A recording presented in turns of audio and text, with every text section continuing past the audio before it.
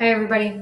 So in this video, we are going to go over the chart of accounts and import it into QuickBooks. It's an industry standard aligned chart of accounts so that you have all of the categories you need to properly track expenses and income for your business. So you'll find your current chart of accounts under the transactions menu over here, chart of accounts. And you'll see that upon activating your account, you will already have preloaded accounts in here based on the things that you selected about your business on account setup. To import a new account, chart of accounts, we're going to try to deactivate as many of these as possible. We do that so there aren't any duplicates and there's a bit less cleanup and troubleshooting during the import process. So let's select everything we've got, make inactive, and then we'll see what errors we have.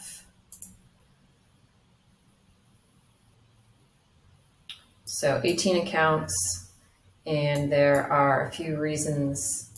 They either have a non-zero balance, which there's no data in here, so everything has a zero balance. They're default used in your chart of accounts, so they are like system requirements, basically, of QuickBooks. They're being used in an automated workflow. We don't have any of those, so it looks like also these sub accounts. So let's go through and see what accounts are sub accounts, delete those, and then see what's left over. So you'll notice it's a sub account if it's got an indent here and a parent account above it. So I'm going to test before I go all the way through. Let's just test and make sure we can deactivate these. Okay, so that worked. And now I know I'm not going to be wasting my time scrolling and selecting just to get another error on these.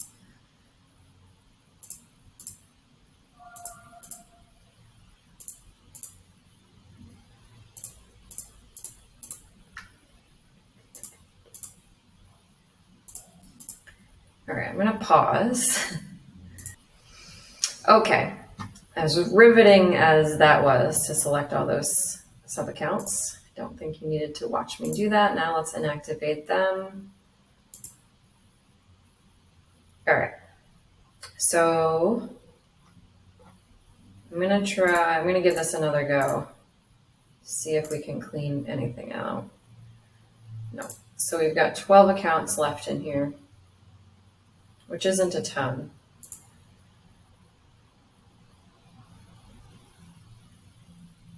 Let's see. This is advertising. I doubt that's a default account, but it still won't let me delete it. So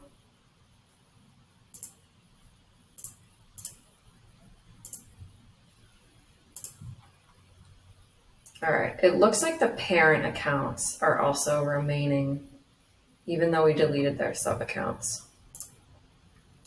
I'm going to try one more thing, which is to refresh the browser. And then see if we can deactivate them. Otherwise, we'll just move forward and we will merge any that are necessary once we get through the import process. Okay. So to import, you'll go to New, Import, and then we are prompted to upload a CSV file or link to a Google Sheet. I do have them in a Google Sheet, but I'm going to show this as this is probably the most user-friendly option here. Before I do that, though, I do want to go into my Google Sheet. Let's move this over here and give you a basic overview of the chart of accounts and break up these accounts to explain which ones will be a part of your balance sheet and which ones are a part of your profit and loss, which is your revenue and your expenses and your net income. So all of the balance sheet accounts I've got highlighted in a blue color. In this top section, these are all of your assets, things that you own, and the account number is in the thousands range. In the dark blue here, you have liabilities. These are things that you owe, and these are in the 2000 number range. The last part of your balance sheet is your equity, which is what's left over, basically. So these are the 3000s. So you can think of this in terms of a typical car loan or mortgage, right? The asset is the total value of the car or the house. You own it, it's in your name. However, you might have a loan, a mortgage on that asset, your car, your house. So that's what you owe. And then your equity is what's left over. So that simple math equation pertains to your balance sheet. Your balance sheet is your assets, your liabilities, and your equity.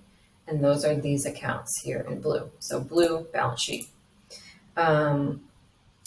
Moving down the line here, everything in pink is an account that will appear on your profit and loss statement, also known as your income statement.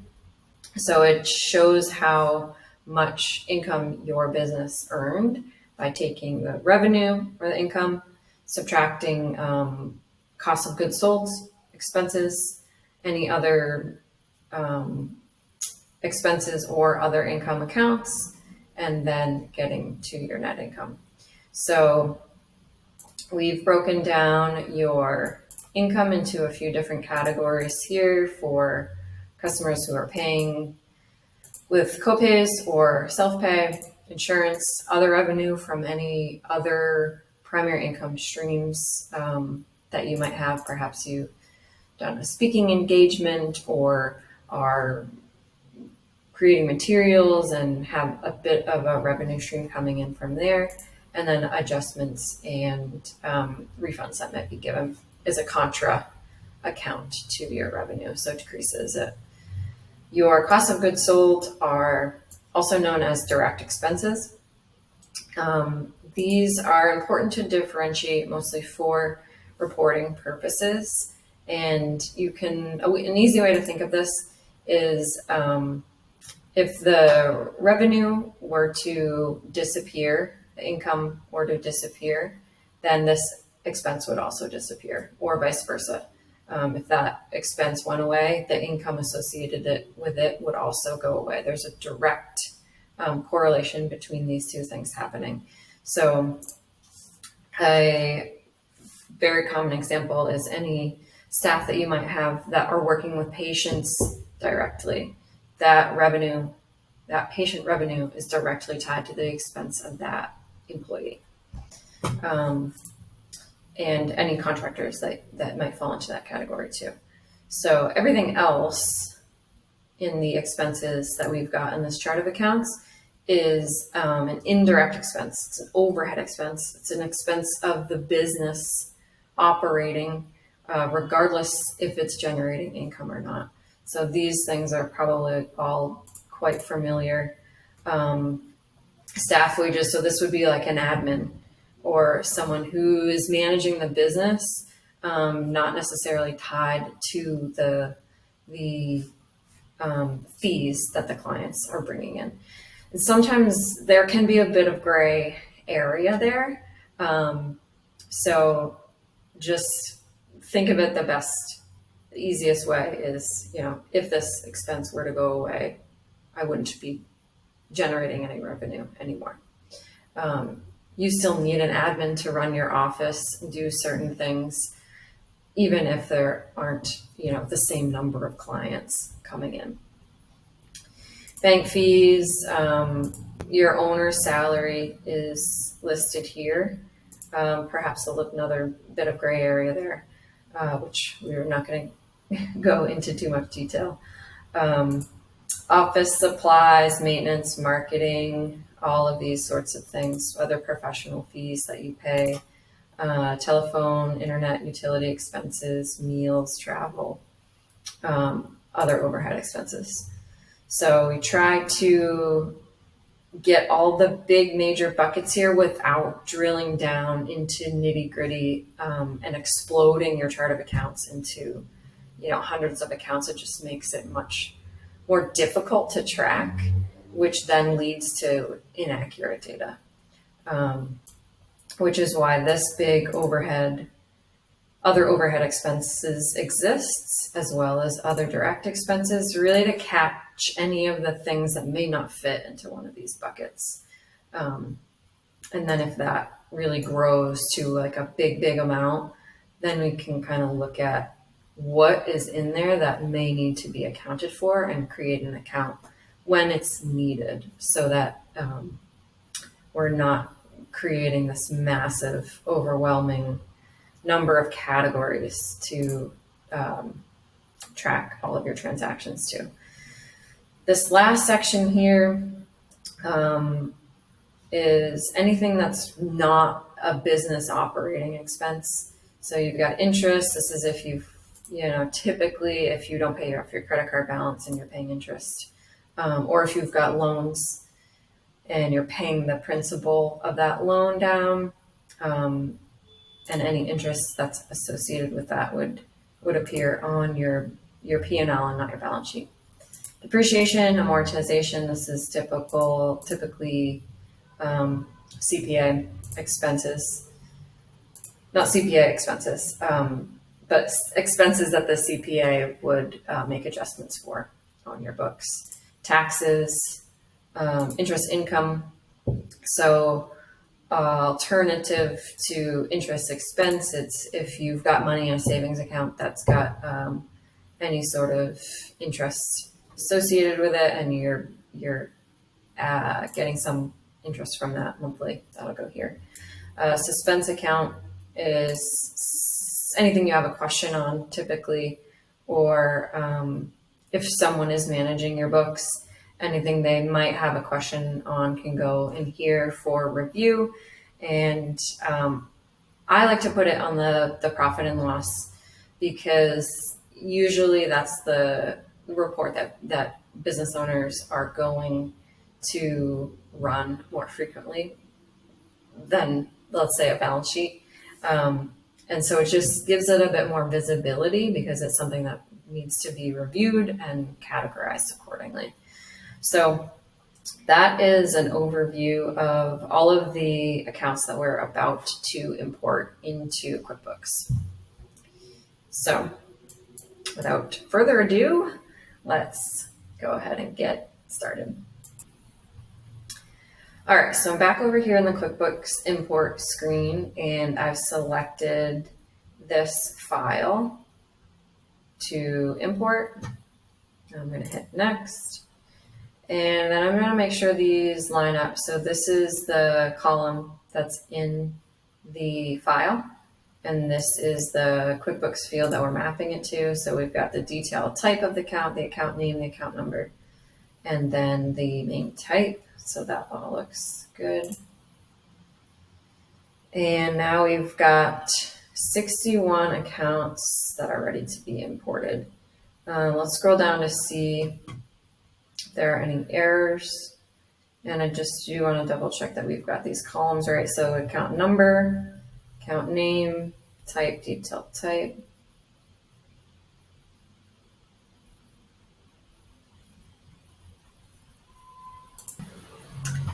All right, so we can identify any errors that are highlighted in red. And this is just probably not the naming convention that's used by QuickBooks.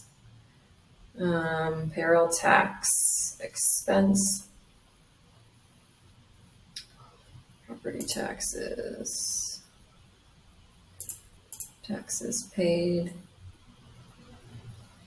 Okay, so that is pretty straightforward. Now we've got all of our accounts ready to be imported, and we'll import, see if we have any other errors that we need to troubleshoot, which we do. All right, so these are already in QuickBooks. If you still want to import it, change the info and highlight and try it again. So I'm going to leave these alone, deselect them. I don't want to import duplicates. So if it's an account that's already in QuickBooks, we're going to use what's in there. We might want to change any of the naming conventions, make sure that it's structured right if it's a sub account. And we'll do that when we review everything. So let's import. And the first thing I'm going to do is check that we've got our sub accounts. So you'll note here, just like when we went through to delete, that any indentation is a sub account. This is the parent account. So it did looks like we've got our structure pulling through the import, which is good. So now what we're going to do is look at what we've imported versus what was in there. Make sure we don't have any duplicates, add some account numbers if we need to the default accounts that were in there. And there isn't an option here to add the account numbers to this column, to one of these columns, which is a little bit annoying. So there is a workaround for that, and we're going to run a report of our chart of accounts, and then we'll be able to add it from here. So we want to see the account number. I'm going to move this up to the top.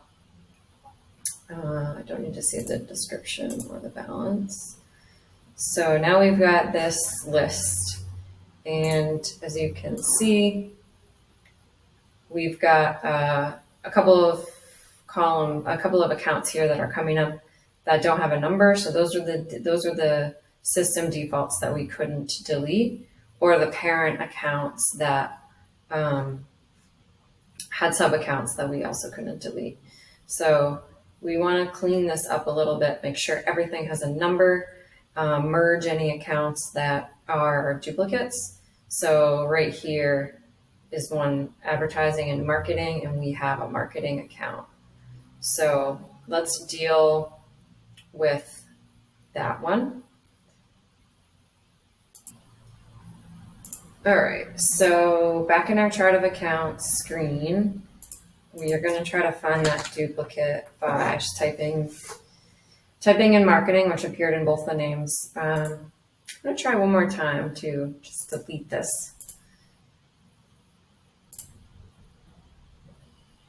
Okay, so it worked this time. It wouldn't work, didn't work initially. There's a lot of little quirks like that with QuickBooks. Sometimes working in Google Incognito tab clears like your cache and your cookies and stuff and smooths some of the technical issues out. So that's a little tip. But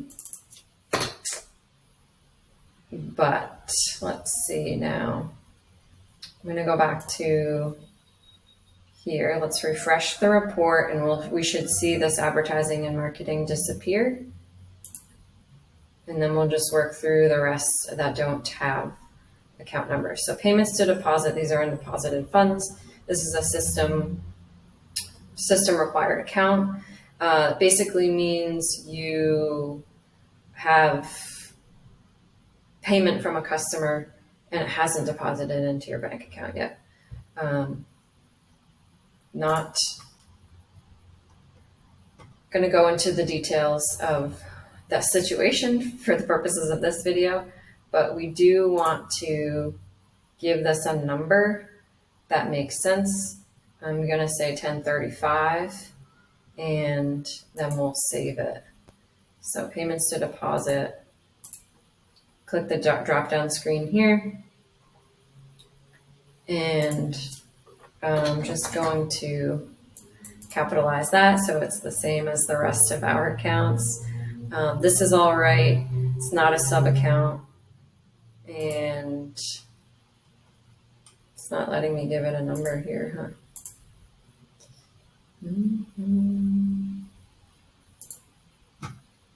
Okay. So we'll save that for now without a number. Uncategorized asset.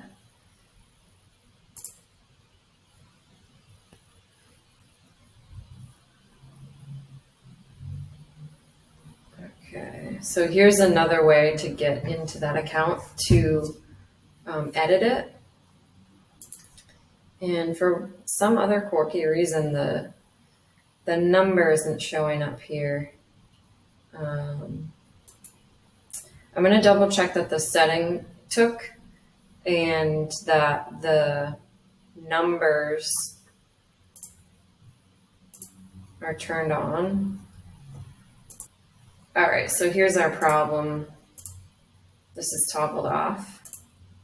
So it's a nice little happy accident troubleshoot there.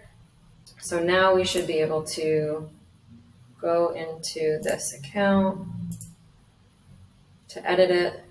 And now we'll see the account number field here. So I think I said 1035.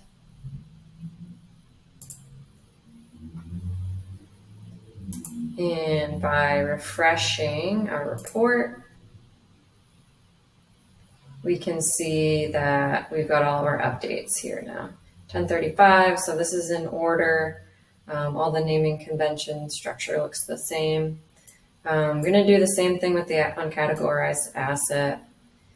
Opening balance equity, that all needs to remain as a system requirement.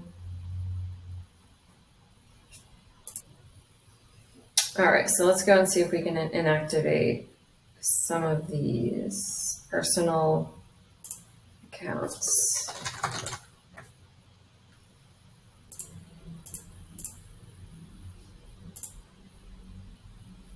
All right, so we've deactivated that. Retained earnings is an equity account, so let's just give that a number.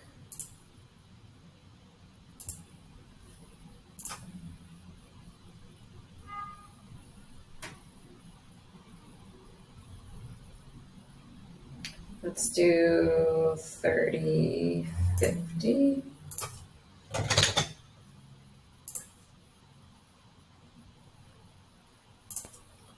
We'll refresh our list.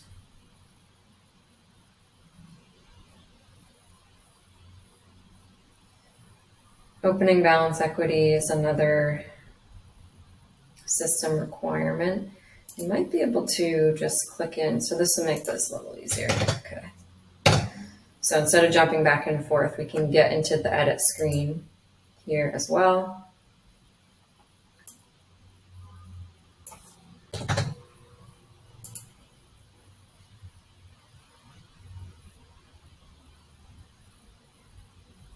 I'm going to skip over that one for now. So services, this is an income account. This is, so these are duplicates really.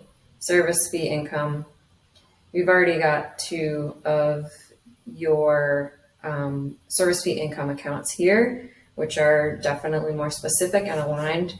We don't really want this one for purposes of duplicating, and sometimes it gets coded here and sometimes it gets coded there, and then it makes your reporting quite messy. So I don't know if it's going to allow me to do this. Let's see. No. So this is being used in automated workflow. So what we're going to do in this case is we're going to change the name of this one. This is the one that we can't delete, which means we're going to update the information on this to match another one that we have and then delete the other one. So going back to our report, we're going to use this main, we want this services account to become this revenue account that we've imported. So to do that, I'm going to remove the number here because I want to use it. And I'm going to change this name because I won't be able to use the same name when I rename this services. So I'm going to give this account the name and number that I want. Refresh this list.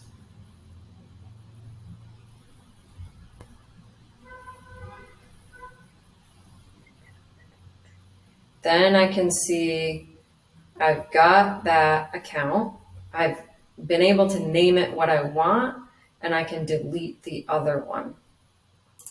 So if I go over here to revenue, I've clearly made this visible that I want to inactivate this one account. So I can go ahead and deactivate that now. So now I have the structure that I want to use, and I'm incorporating those required, system required accounts that QuickBooks wants.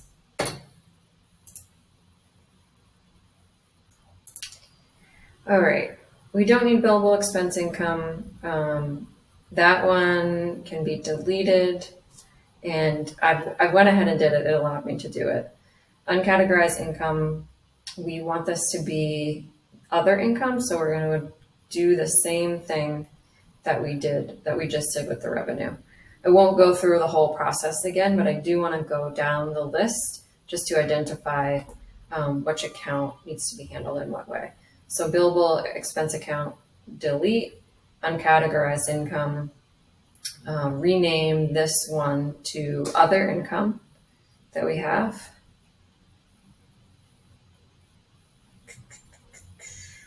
Where is it?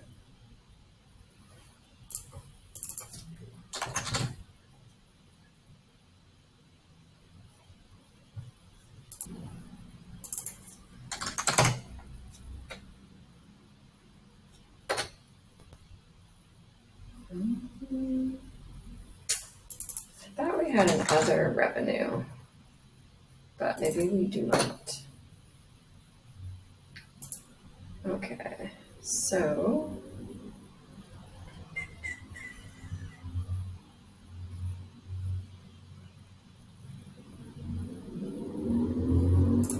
let's organize this by account type so we can see everything.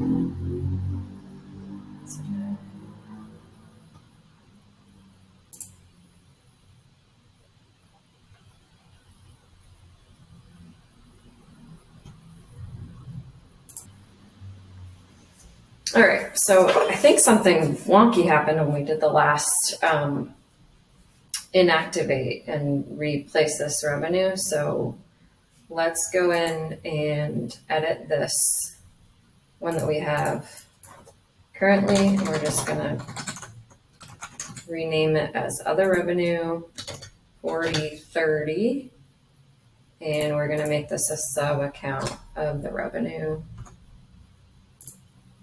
the parent revenue account here.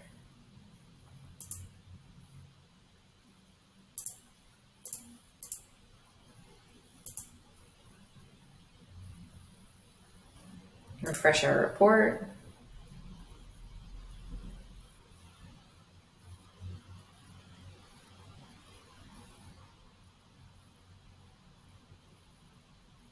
And now we've got that pulling through as other revenue, and it's a sub account of this main revenue account here.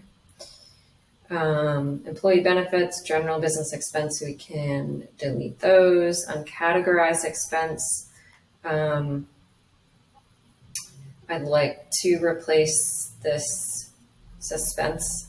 This is really the same type of transaction that's going into here, anything that's uncategorized in suspense.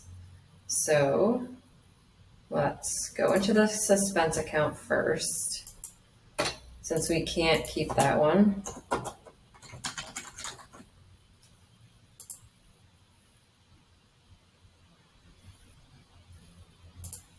And then edit this to use the name and the number that we want. It's not a sub account, so we're going to leave that unchecked. Refresh our report. Now we see this one here, and we see the account that we're going to go and activate here.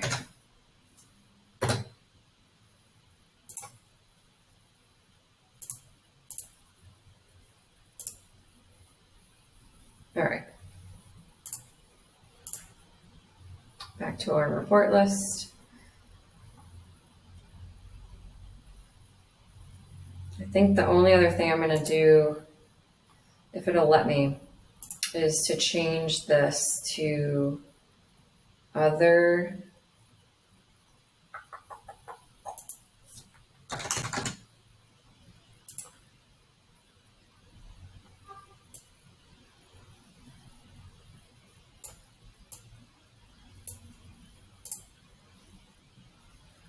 Yes, do.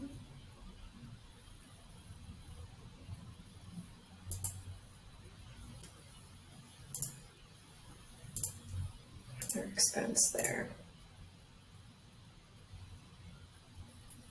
No, it doesn't want me to do that, which is fine. We'll leave it here. It just is going to appear different in your P&L. It'll appear with all of your other indirect expenses. And then it will show your net operating income for your business. And then the other expenses will show below that, kind of separate out. So leaving it here is fine. It will make it visible so that anything that's in there that's uncategorized should find a home somewhere else in one of your other accounts. So we've gone through everything really at this point. In your QuickBooks account, finding where your chart of accounts is, deactivating accounts you don't need, importing a new industry standard chart of accounts, and then kind of going through this most painful part is the auditing and removing accounts you don't want, merging, making sure your numbers line up. That kind of nitty-gritty analysis of the accounts and auditing, and make sure that the naming conventions and the numbers are set up exactly in the way that you want, is very tedious at first. It always is, but it pays off in the long run when you have clean data and when you go to categorize your transactions and you understand, after going through this process, you understand more about your account so that you can select the right one. So thank you for sticking through this video a bit longer than maybe anticipated, but it's helpful in getting over the learning curve of using QuickBooks and getting more familiar with your accounts. So anything that comes up, as always, feel free to reach out. And next, we're going to jump into linking up a bank account and then categorizing transactions using our new chart of accounts. So thank you. See you there.